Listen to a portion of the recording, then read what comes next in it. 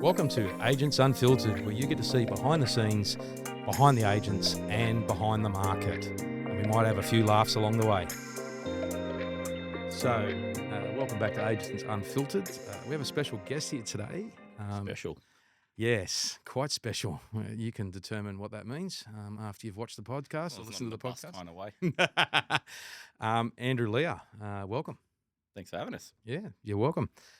So probably most people in the Penrith area know Andrew as a long-time real estate agent in the Penrith area, especially in the Emu Plains area. And we've got him on here. We've got him on here kicking and screaming because he's quite a private man, and I know he's a very strong family man, and the time he spends away from his family is precious, so he likes to just get in and work and spends about probably 80 to 90 hours a week on his clients. And yeah, we got him down here. We got him off the phone turned off, nice and quiet, and got him down here. It's over here somewhere. I'm waiting for it to light up.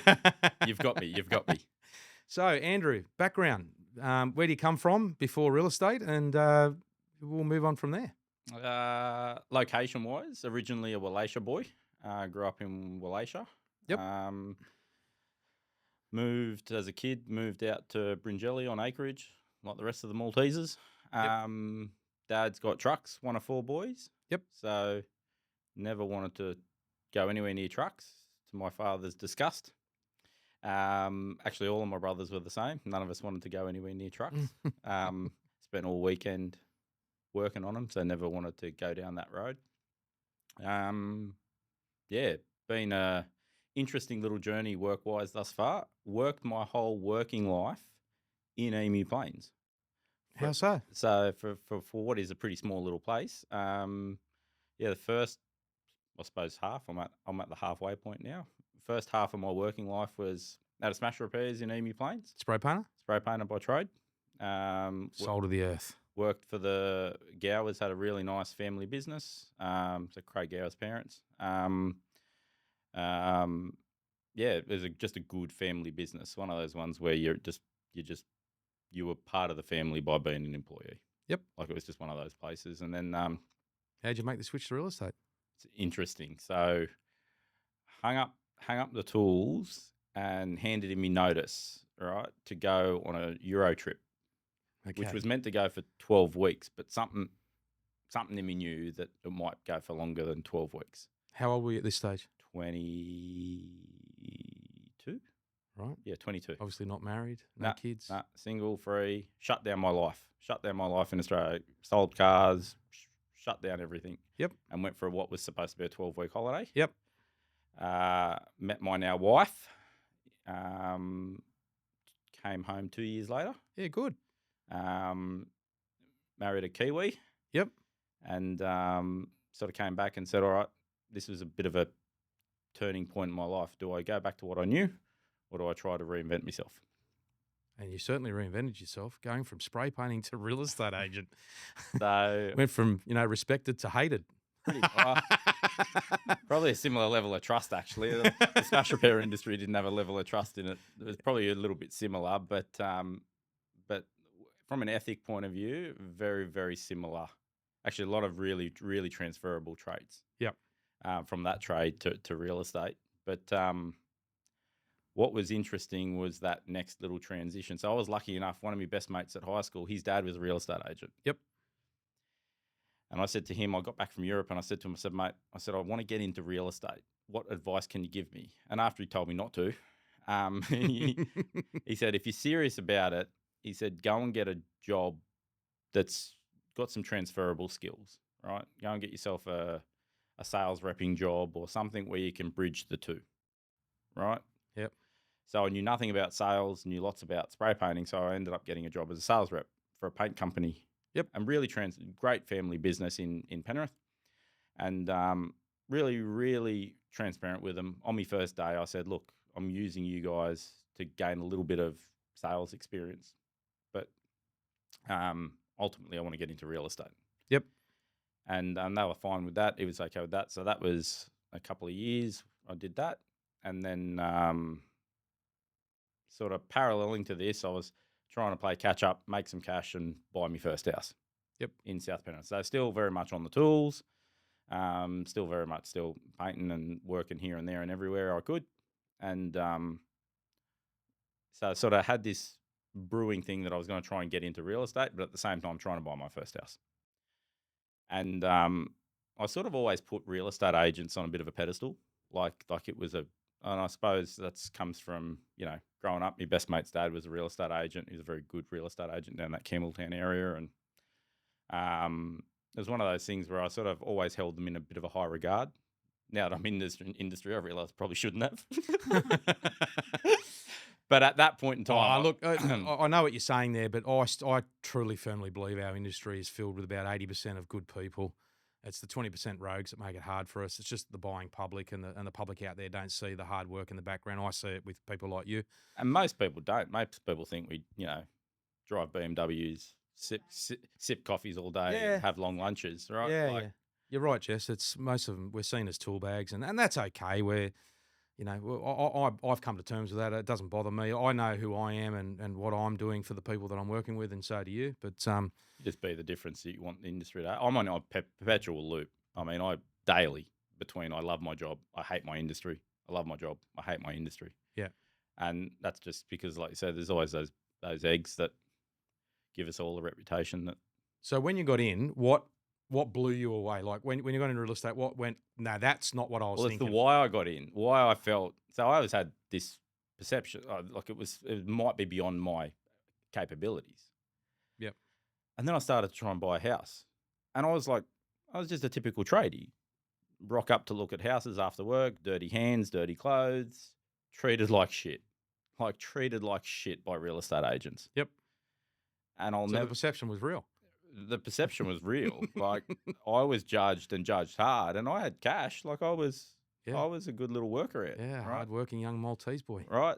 So I just never forget how some agents, and some of them are still in the industry, but I never forget how agents made me feel. They made you feel like you were shit. Yeah. Like, and so when you're dealing with someone, is that still boil you, and you transfer that absolutely in a better way to the people like that? That's your basis of doing the right thing by people. Absolutely, right. But for me, it was always like a trigger. I looked at it. I remember walking away from a house in South Penrith. It was on Evans Street. I'll never forget this. I walked away thinking, "Fuck, they're shit. Like, it can't be that hard to be a good one." And then I met one of the guys from Jamaican and Partners, and that was it just felt different. So then I was like, all right, if I'm gonna do real estate, I want to do it that way, because the rest of them made me feel like shit. Right.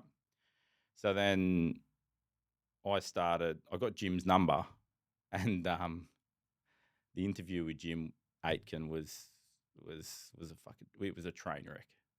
But to get the interview, so I rang again. It's all those transferable skills, I suppose, that are in real estate. So I rang Jim, wanted an interview, no reply. Right, rang him again, no reply. Rang him again, dropped off my CV which I'd never done one before. Right, like come from a trade. Right, you do a day's work, they look at your work. If your work's good. So anyway, so I just kept persistent to get an interview with Jim, and Jim rang me back one day. I remember I was underneath a truck, painting the truck. I remember crawling out, all excited, because Jim was ringing me back, and he said, "Mate, you've been quite persistent in ringing me." He said, "I feel like I owe you a coffee." And I said, "Oh, sweet." So anyway, came down. So I went and bought a suit, because I didn't have a suit. So I went down and bought a suit. How'd that feel for the first time? I felt like I was going to a funeral or a wedding. It's the only time you wear a suit, right? So you used to hire him for the funeral and wedding. So I first ever grey suit I ever bought, because you don't wear them to funerals or weddings. So I bought a brand new suit, and I thought, oh, this will have me home and hosed. And had an interview with Jim, and it was a train wreck. And I've never had an interview in my life. Just show me what you can do. Yes, you've got a job. That's how trade works, right? So, and work I can, but he's asking me the real estate questions, which I've never had to answer. There was no prep in that, and I said to him, he's asking me, "What do you want to be a real estate agent?" I gave him all the same bullshit, right? Like, I want to help people, and I'm passionate about real estate, and all the same old shit that everyone says, right? And he says to me at the end of it, he says, "Have you got any questions for me?" said, "Oh, how have I interviewed?" He said, "Not very well." And he sort of, that's how he said it. He's not very well, mate. I said, "Oh, okay, all right. Well, this is fucked. Like, this is fucked. Like, what do you do here?" And he took his glasses off. I'll never forget. He took his glasses off and put them on the table. And he said to me, "Mate, what do you want to be a real estate agent for?" I just looked at him. I thought, at this point, interview's fucked, right? Like, I'm not getting this job. So he got me. Like, he got all me. No bullshit, no filters, just he got me. Said, "I've just spent 6 months trying to buy a house in South Penrith. I've got cash. I'm a good buyer. I'm happy to buy a piece of shit and fix it. They're all fucked. It can't be that hard to be a good one." And he looked at me and he goes, "Mate, they're not." He said, "I'm a butcher by trade. Dave's a butcher by trade. And we own the company." Yep. He said, "Mate, if you just be yourself and treat people the way you'd want your brother or your mother treated," he goes, "you'll be right." And I was like, oh, sort of muscled up a bit of courage. And at this point, you're talking to the mayor of Penrith, right? So I said to him, "So have I got the job?" And he goes, "No, mate, you haven't got the job." He goes, "But I'll tell you what, I'll give you a 2-week trial." I was like, "All right, I'll take a 2-week trial." He didn't say it was paid or wasn't paid. I wasn't game to ask the question. "I'll take a 2-week trial." And that was 15 years ago. Same office, never left, never. Yeah, congratulations to you. That's it. So You applied the hard work, nose to the grindstone, mate. yep, And so treating that's pretty people much the it. right way. So that's how you go from spray painter in Emu Plains to real estate agent in Emu Plains. Long Yeah. story short. So what's next? Don't know. I'm pretty content. So, like, You're keep happy doing, just being in your rhythm, doing what you do? doing my thing. There's always. I know your clients love you. That's one thing I do know about you. They're very, very loyal with you because you show the same thing to them. And I love them too. Like, I think, like, if you think about where we work, like Emu Plains, Leonay, South Penrith, there's this great little community. But for me, my favourite thing is you get this little wave, right? So our office doesn't have a locking door. There's no barrier of reception. It's just anyone can wander on in. Yep. And you'll see these kids, and these kids were babies when I sold them houses now, or they were little kids, and now, like, we just sold one of my. I remember helping Rob, is a great bloke. We're helping him for years trying to find a house in Leonay. His daughter just bought a house off us. Yep. So now it's that whole thing. So no, I just love it. The best part of my job is when clients walk past and they give you a wave, and you give them a wave. And in an industry where we're all shit, that tells me that they don't think I'm shit. Yeah. You know what I mean? So that's the best part. Well, so, it's an underlying driver for you, isn't it? Like that was just the driver when you were looking for a home, your first home. You saw them as people that weren't giving you probably what you felt you needed to get a house over the line for yourself. And you've come back and you've modelled a career around making sure that didn't happen, especially with pretty much your interview with Jim. You know what I mean? Like it's you've modelled a career around making sure those people are looked after and have an experience that they can't say it's hopeless. You know what I mean? Like it's and I think the best comment I've ever, and I've gotten it more than once, which is great. But the best compliment I can get, he's not your normal agent. Yeah, like that's a win. Like that's enough to keep me doing it for another 6 months, another 2 years, another 10 years. I don't know what's in for, but I'm content. I'm content with where I am. I love where I live. I love where I work. I'm just, it's good. So what boils you about the industry today? Is there anything that boils you? All of it. Too many agents make it about them. Yeah. And not about the person that's paying them. Yeah. Like, you come from a trade. Like, let's face it, in the world of everything's $1 million, the average commission starts from circa 20K. Yep. So you think about what else someone pays $20,000 for in their life. Bathroom, kitchen, car. Like, it's big shit. Yeah. So your professional service of $20,000 plus should come with a degree of hard work and a bit of investment from the bloke who's doing it. Yep. I can actually tell. Like, I know when you're being serious about something as genuine. No, you always get the frown on. You get the frown on. It shits me. Oh, the frown. He's got the frown on. It's resting bitch face. That's my spirit out of it. Yeah. I'm not grumpy. I just look like I am. I actually worry about those same people that walk past Lennox and they see me staring into their abyss thinking about something. They're probably thinking he's fucking angry, but I'm not. I'm just deep in thought. Yeah. But no, like the idea that the person who's paying you is the person that, the industry is programmed. Oh yeah, they need to lower their price. I don't need to work harder. They need to lower their price. Yeah. Does my head in. Yeah. But if you think about professional, I remember talking to a chef and he said to me, like, I know how many arancini balls I have to make 20 grand. And I thought, fuck, I've never thought about that. Like I think about, all right, I got to, like, might cost 20 grand to respray a car, right? And I know that that's got hundreds of hours in it, hundreds and hundreds of hours in it.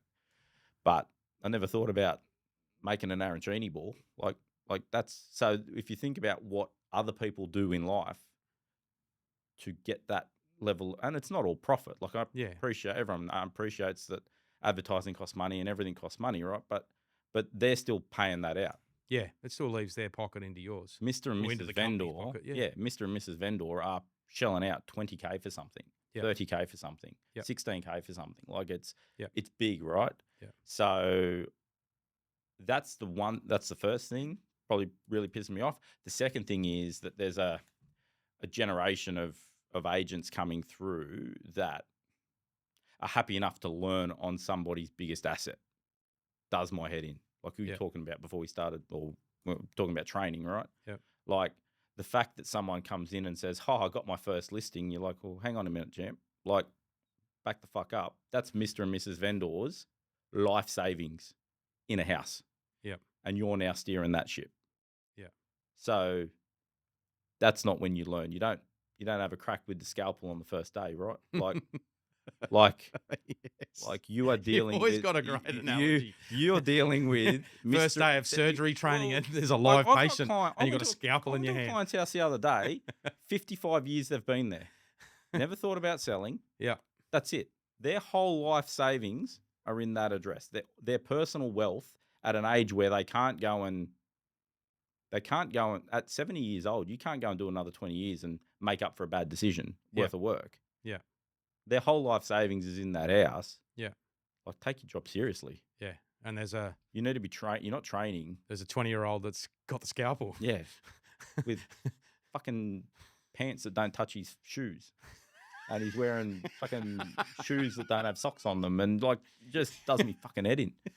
So if you said to me, what frustrates me about the industry, it's people don't take our job seriously enough. Yeah. Like you're handling someone's biggest asset and probably one of the most vulnerable times of their life. Yeah. Like, well, they say, I mean, I don't know the psychology behind it, whether it's actually true. I don't know how they interview a baby and ask them, but they say being born is the most stressful part of your life ever. You just don't remember it because you're an infant. So they reckon the second most stressful thing in your life is divorce. And the third most stressful thing in your life is selling a house. Yeah. Like that's outside of, horrible stuff like losing a family member, whatever. But I'm talking about the 3 life intervals. Yep. Not everyone has to go through the second one. Yeah. That's lucky. But if you do go through it, divorce is the second, and selling a house is the third. Sorry? No. Lucky, not all of us have to go through that. Right. Yes. Well, the first thing, when someone... Kylie doesn't watch this. I'm probably going to get slammed for this, but when someone does get divorced and it's all over, my immediate response when they tell me is congratulations.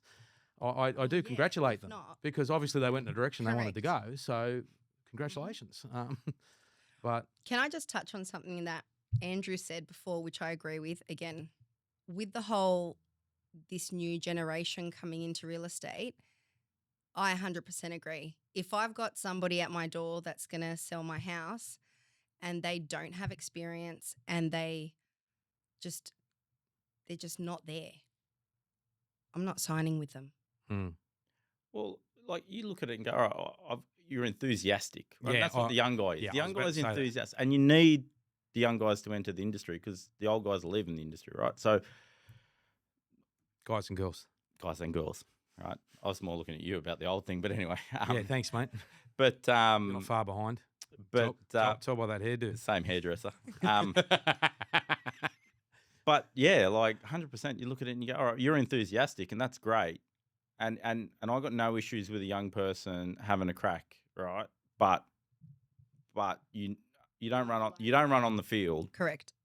You don't run on the field until you know what you're doing. Yeah. Look, the ultimate team arrangement is experience and enthusiasm. Yes. 100%. And if you combine the two together, 100%. you're on a winning team. Yeah. You can get someone out to appraise your home, and literally, if you've got someone sitting there that's got a number of years, it doesn't have to be 20 years or 15 years. No. It can be a few years. That's enough experience. It's like an apprenticeship. Yep. You do a 3 to 4 year apprenticeship, and then you come out the other side. You probably need another year or two to really get your head around it. We've seen heaps of people come in, and they've come from a very different industry, but there's so many transferable skills. Correct. Well, you get anyone that's had their own business in anything. And actually, I didn't tell you about my little stint with the little business, but you can have anyone that had anything to do with being self-employed, and they'll do okay in real estate agent. You already know they're self-motivating. You already know they'll put the client first.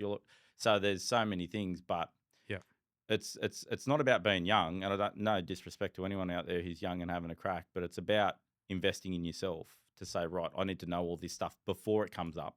Yep. I don't want to be learning again when I'm in control of the outcome of someone's biggest asset. Yep. Right. Someone's life saving, someone's life work. And that's why in our company we try and new with the old, right? Yeah, we try and tee them up together. We have training involved in them, daily training and weekly training. We just want them to know what they need to know. Yep. And that also helps I find even as Jess as an older real estate agent at some point, during my career, you do lose the drive here and there. You have your moments where you go, oh shit, what am I doing here? Yep. But then you get this young person along who's got all the enthusiasm in the world, and they actually drive you for the next couple of years. It's like, because you're pouring something into them and you see them actually starting to get something out of it, and you go, hang on a minute, this is revitalizing me. That's the rewarding part of it, right? Because you see them develop a love for it, and then you've still got to reignite your love for it. Like, absolutely. It's about standing on each other's shoulders, right? Like, I've stood on the people before me shoulders to help get me where I was. It's no different. Can I ask you about where you think we're going in the industry at the moment?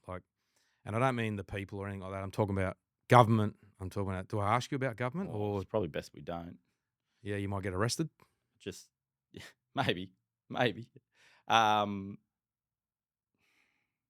Really concerning, right? Because...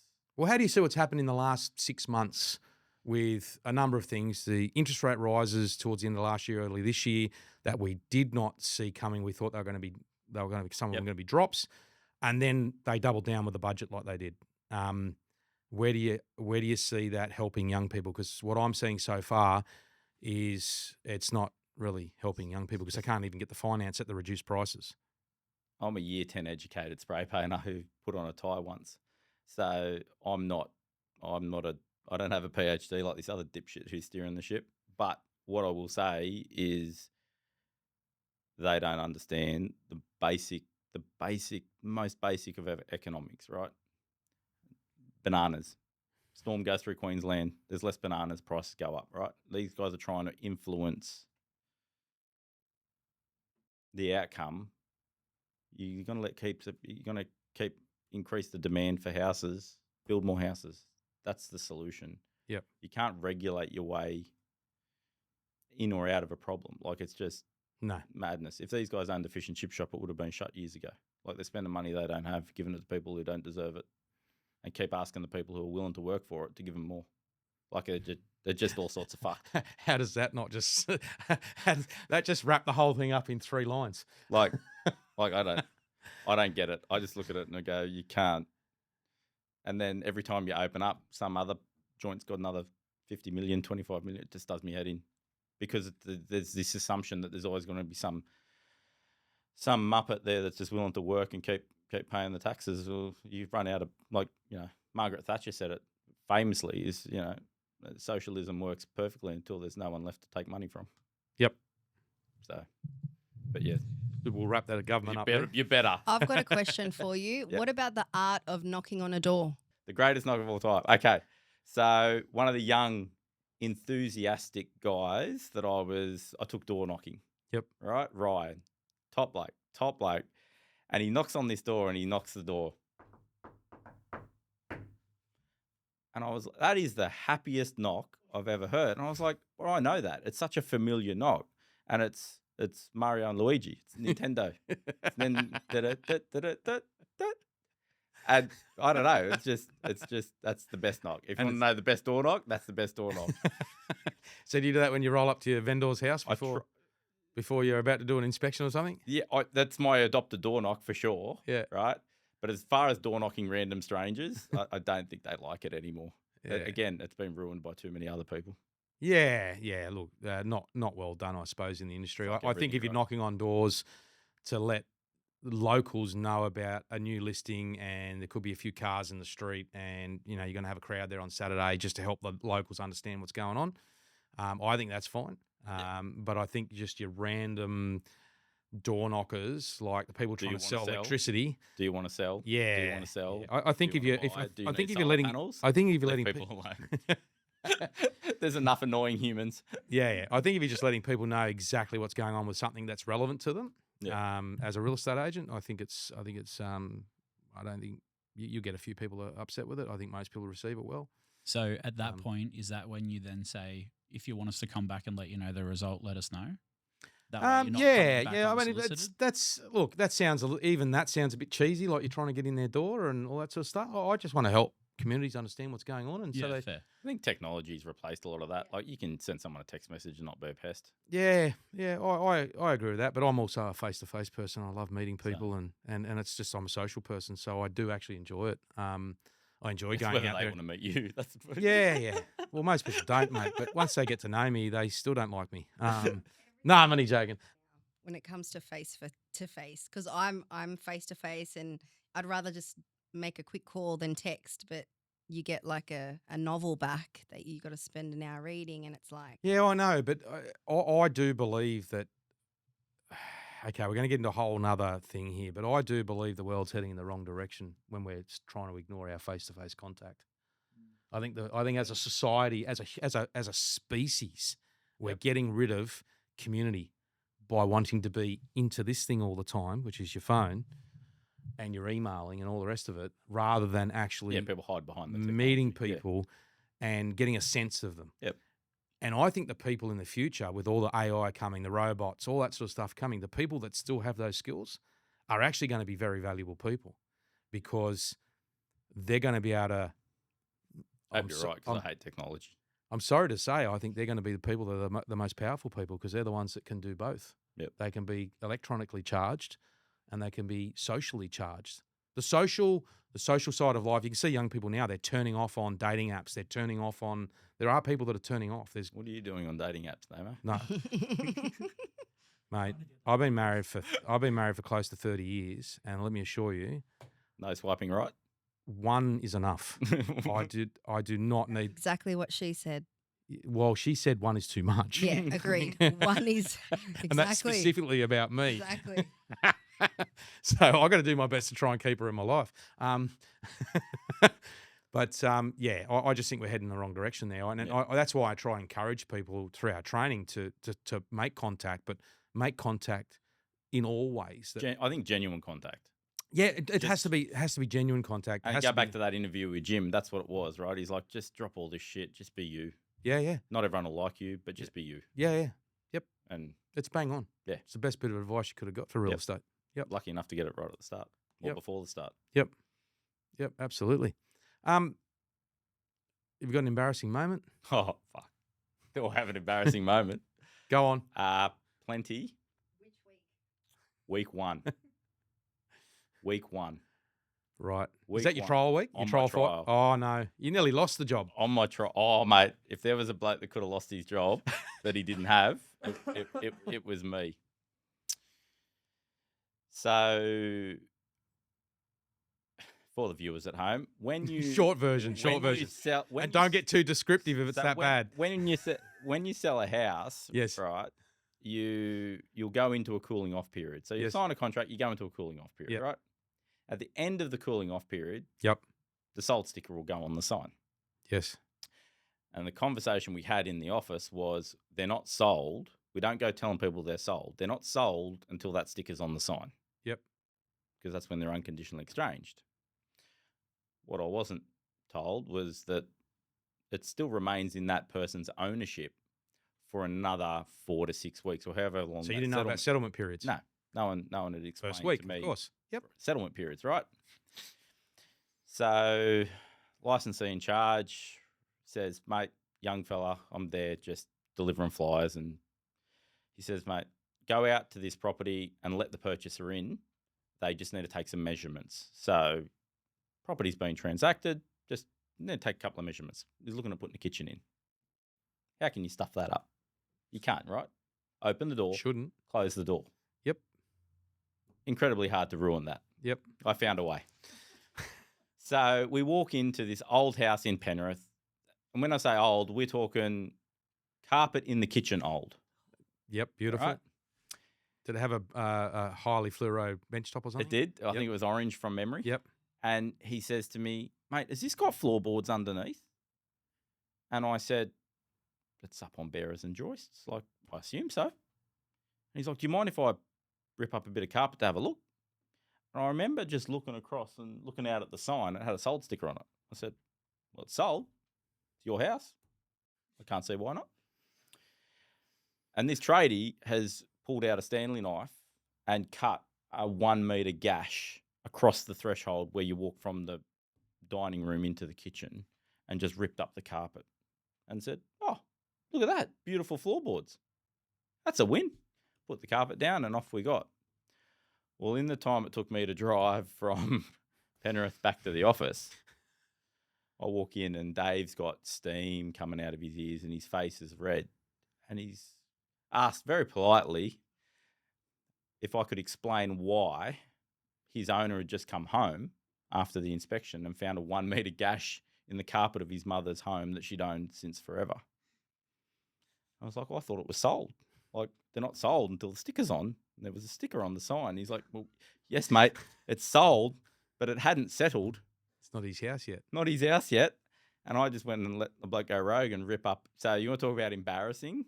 I learnt about unconditional And you kept your job. I delivered a lot of flyers that month. And when I talk about a lot of flyers, I mean Emu Plains, Emu Heights, Lee and A, all of Lee and A. I just delivered my way out of trouble. I delivered flyers. Yeah, hard worked your way out of trouble. We had the old UBD, the old UBD map, right, of thing. And I can tell you, I highlighted the whole suburb with one colour. None of the other boys delivered a flyer. I just laid low. And had you been handed any keys for a while after that event? No, well, I feel like they felt that from that point forward, that their explanation on the difference between unconditionally exchanged and settled, conditionally exchanged, they feel like I had a pretty good grasp on it from that point on. Yeah. Maybe they might have changed the way they trained a newbie as well, because they left a little bit open for chance there. I tell you what, that story is legendary. So everyone, yeah, I can't say that I've ever had that happen. So it is. You talk about legendary. That could have been day 3 or day 4. Like we're talking, like early. It was a teachable moment both directions. Oh, it was a teachable moment, all right. Yeah, yeah. Like so, yeah, that's me number 1, and that story is. Like I said, that's legendary. But yeah, interesting.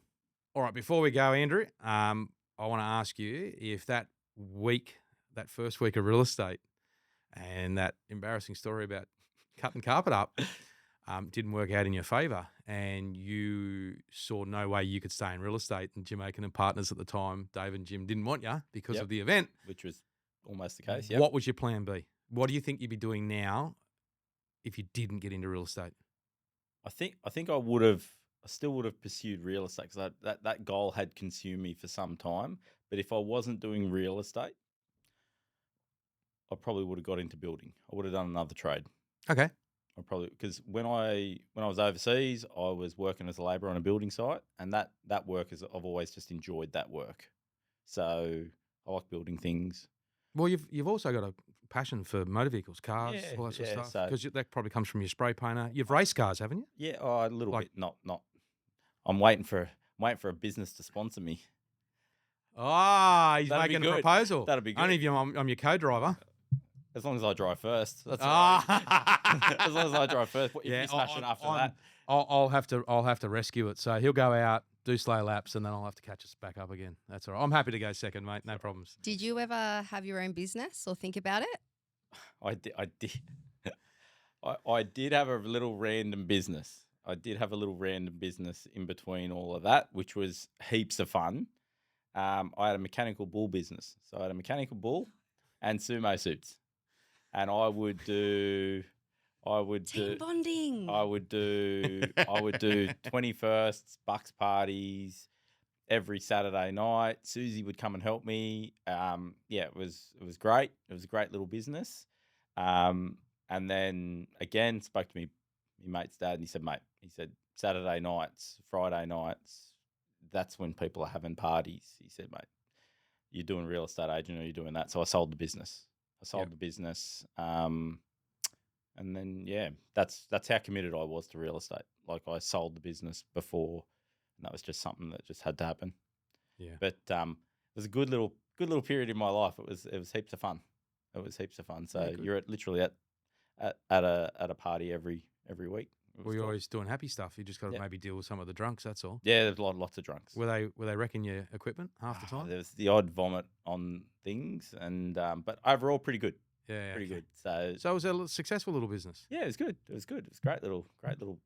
Well, there you go. Weekend business. Like anyone that wants to get a little that, get ahead. Well and truly gone. But I do suggest, mate. A mechanical bull does liven up a party. That's for sure. Yeah. So Christmas party.